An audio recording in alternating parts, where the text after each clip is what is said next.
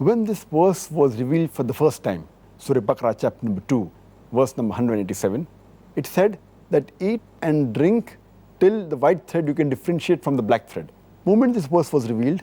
the Sahabas understood the meaning as the verse was revealed. And it's mentioned in Sahih al-Bukhari, volume number 6, hadith number 4509, that one Sahaba, the moment he heard this verse,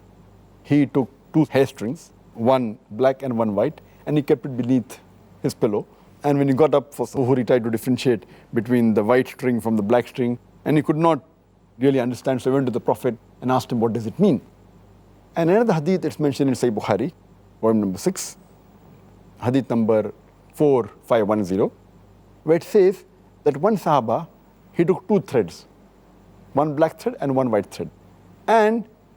he tied it in his toes, in the legs, and he kept on eating until he can differentiate between these 2 threads.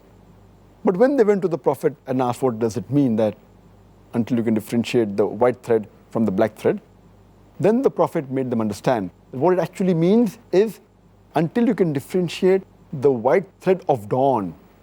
that means the light of dawn, from the black thread of night.